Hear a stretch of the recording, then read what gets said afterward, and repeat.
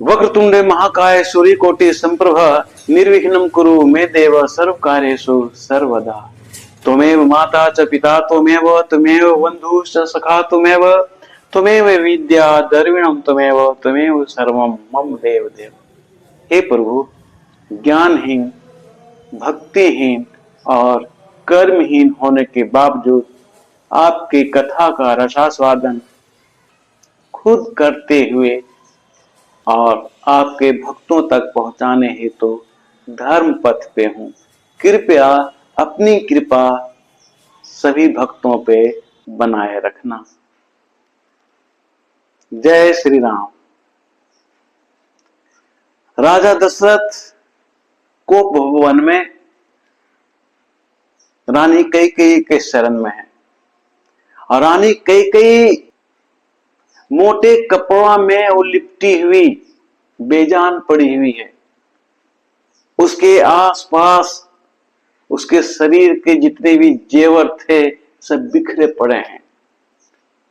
दूसरे शब्दों में कहें तो कैकेयी को देखने से ऐसा लग रहा था कि जैसे कैकेयी राजा दशरथ की रानी नहीं, किसी गरीब स्त्री का शरीर है जो विधवा के रूप में है। राजा दशरथ को समझ में नहीं आ रहा कि क्या ये हमारा फ्यूचर का संकेत है। राजा दशरथ बार बार विनती कर रहे हैं कि हे सुलोचनी, हे कोकिलवाहिनी, मुझे बताओ किसने तुम्हें कष्ट दिया, किसने तुम्हें क्या कहा जिसके वजह से तुम्हारा ये रूप है। विवाह के बाद राजा दशरथ अपने जीवन में अभी तक ऐसा कालखंड नहीं देखा होगा, इसलिए बार बार वो विनती कर रहे हैं कि किसने तुम्हारा दिल दुखाया। अगर कोई देवता है तो बता, मैं उसे भी मार डालूंगा। इंसान तो कीड़े मकोड़े की तरह है, इसकी क्या बिसात है। अगर तुम कहो तो किसी कंगाल को मैं राजा बना दूं, और नहीं तो किसी राजा को मैं देश से बाहर कर दूं। एक चक्रवर्ती राजा जिसने देवासुर संग्राम में देवराज इंद्र को युद्ध में मदद किया था, और देवराज इंद्र राजा दशरथ के भुजाओं के बल पर स्वर्ग लोक में शासन कर रहे हैं। वो भुजा जिसने असुरों के एक से एक तलवार, भाला, बर्छी, तीर के मार को हंसते हंसते सह लिया था, वो भुजा आज अपनी प्रिय रानी कैकेयी के शरण में पड़ा हुआ है। राजा दशरथ को समझ में नहीं आ रहा कि आखिर ये हुआ क्या। राजा दशरथ तो खुद कामदेव के शिकार हो चुके हैं। आज राजा दशरथ को मालूम हो रहा है कि संभवतः मेरे ऊपर कामदेव का असर होने के कारण ऐसी स्थिति तो नहीं है, या मेरा होनहार खराब हो रहा है। आखिर बात क्या है। जो रानी नंगे पांव जमीन पे चलती नहीं थी, आज बेजान कपड़ों में, मोटे कपड़ों में, चीथड़ों में लिपटी हुई जमीन पे पड़ी हुई है। जब रानी कैकेयी कुछ जवाब नहीं देती है, राजा दशरथ टूट जाते हैं और अंत में वो राम की सौगंध खाते हुए कहते हैं कि तुम्हें मैं राम का कसम खाकर कहता हूं कि अगर किसी ने तुम्हें तकलीफ पहुंचाया है तो हमें बता। जब कैकेयी के कानों में आवाज जाती है कि राजा दशरथ अपने बड़े पुत्र राम का सौगंध खाकर हमें पूछ रहे हैं, तो अपार हर्ष के साथ कैकेयी कहती है कि आप तो केवल यही कहते आए हो, यह दूंगा, वो दूंगा, ये मांगो, वो मांगो, आपने आज तक कुछ दिया ही नहीं। राजा दशरथ अवाक रह जाते हैं। कहते हैं, सुलोचनी, मैं थोड़ा सा भुलक्कड़ हूं, मैं भूल जाता हूं। अगर तुमने कभी कोई चीज की मांग की हो और मैंने नहीं दिया, इसका मुझे अफसोस है। अब तो तू बता दे कि मैंने क्या तुम्हें नहीं दिया या हमसे क्या गलती हो गई। हाँ, एक चीज मुझे याद आ रहा है कि मैंने राम के राज्याभिषेक की बात तुम्हें नहीं बताया। आज मैं बता रहा हूं कि कल सुबह राम का राज्याभिषेक होने वाला है, इसलिए ये बिखरे हुए जेवर को अपने तन पे सजा लो और अपने असली रूप में आ जाओ। राज्याभिषेक की बात सुनते ही कई कई के तन में आग लग जाता है, क्योंकि जब गुरु ही अच्छा ना मिले तो चेला कैसा होगा। एक समय था जब गुरु को देवता के समान माना जाता था। आज एक गुरु का अपना अस्तित्व भी खतरे में है, और अगर मंथरा जैसा गुरु किसी को मिल जाए तो घर क्या, राष्ट्र बर्बाद हो जाएगा, दुनिया बर्बाद हो जाएगा। अब मंथरा जैसा गुरु कैकेयी को मिल गया तो आखिर मंथरा का असर तो कैकेयी पर होगा ही। अब बेचारी कैकेयी क्या करेगी। कैकेयी को तो राम अति प्रिय हैं और राम भी कैकेयी को अपनी मां से अधिक मानते हैं, लेकिन यहां तो असर मंथरा का जादू का है। उसे गलत शिक्षा दी गई। जब हम बच्चों में गलत शिक्षा देंगे तो बच्चे तो पथ भ्रष्ट ही होंगे ना, वो तो गलत रास्ते पे ही चलेंगे। यहां पे हमें ये शिक्षा लेनी है कि बच्चों में हमें हमेशा अच्छे संस्कार देना है, अच्छे परिवेश में रखना है और अच्छे गुरु के संपर्क में रखकर शिक्षा दिलानी है। आज हमारे समाज में मंथरा जैसे गुरु की कमी नहीं है। घर में, समाज में, हमारे देश में एक से एक मंथरा जैसा गुरु है। हमारा देश आज क्यों परेशान है? क्योंकि हमारे जो पड़ोसी देश हैं उसमें मंथरा जैसे एक से एक नहीं अनगिनत लोग भरे हुए हैं। सबके सब मंथरा जैसे ही हैं, जिसका कारण है कि हमारा देश परेशान है। और अगर समाज में ऐसा हो तो समाज परेशान होगा।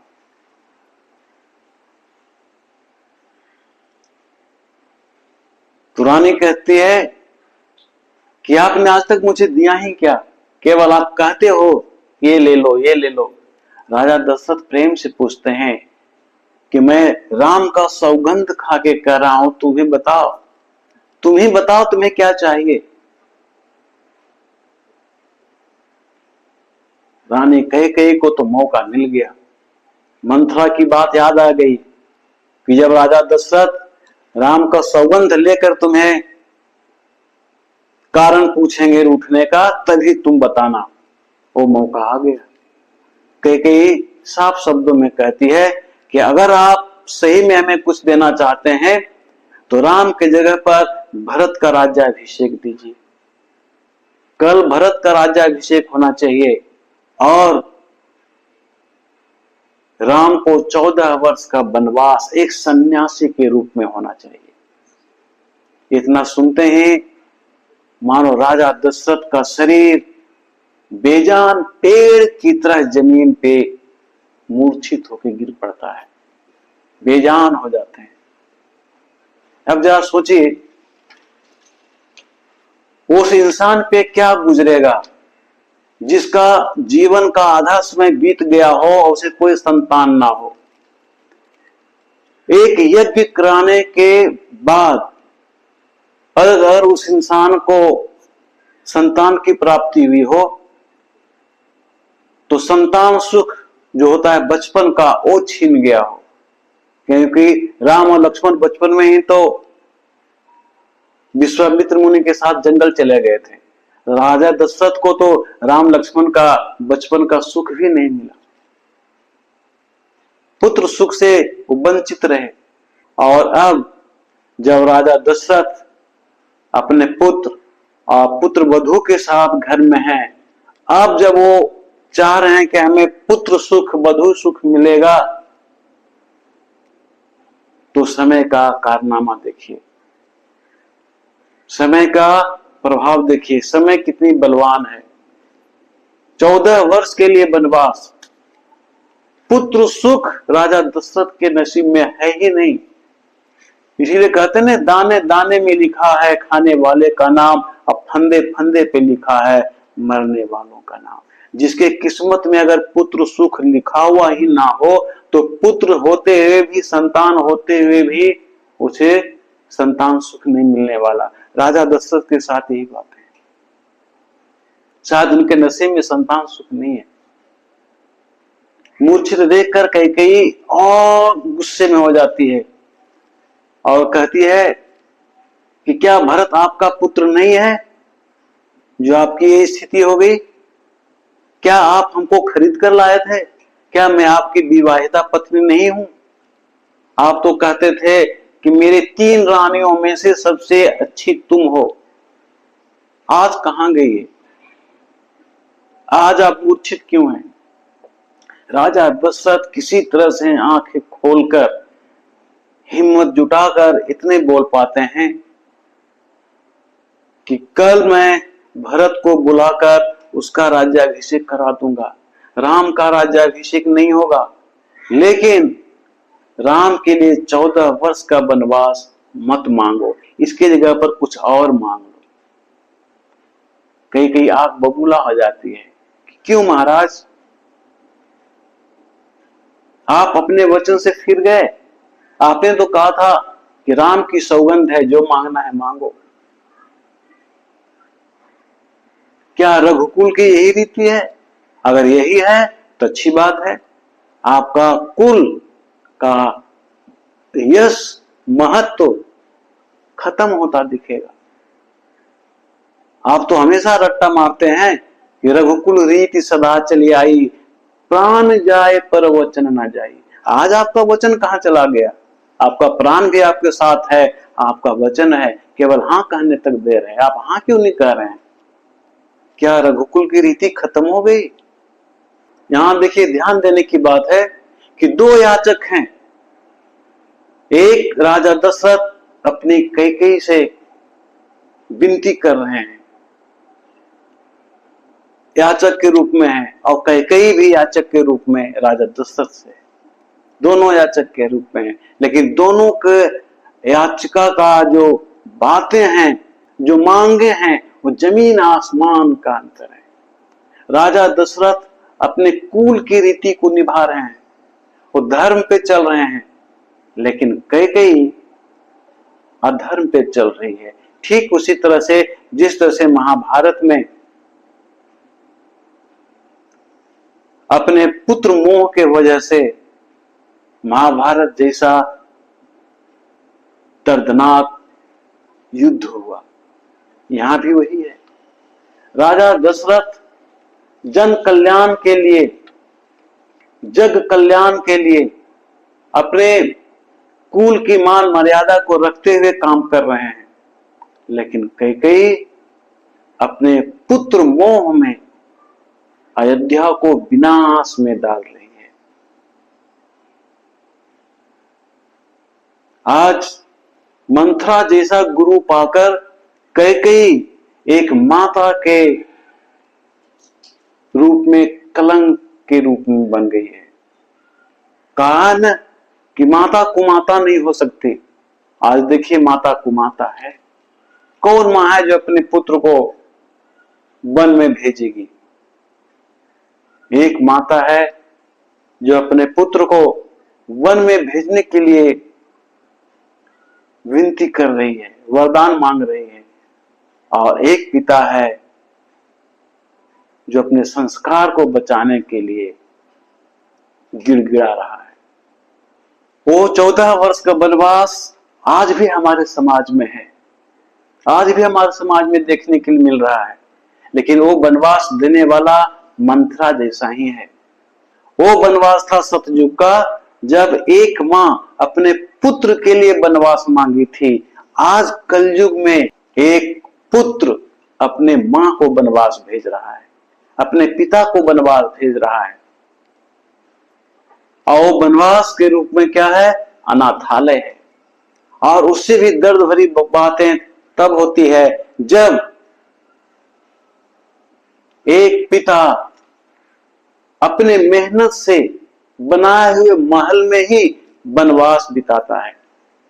रिटायरमेंट के बाद या जब अपने वृद्धावस्था में अपने परिवार के सहयोग की जरूरत पड़ती है तो उसमें एक गिलास पानी देने वाला कोई नहीं होता।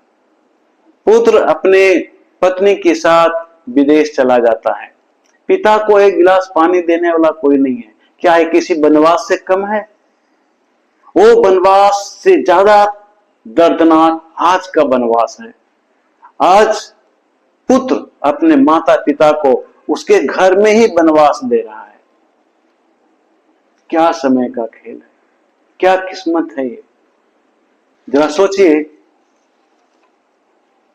राजा दशरथ अपने संतान के लिए नंगे पांव श्रृंगी ऋषि के आश्रम में एक याचक के रूप में गए थे संतान प्राप्ति के लिए।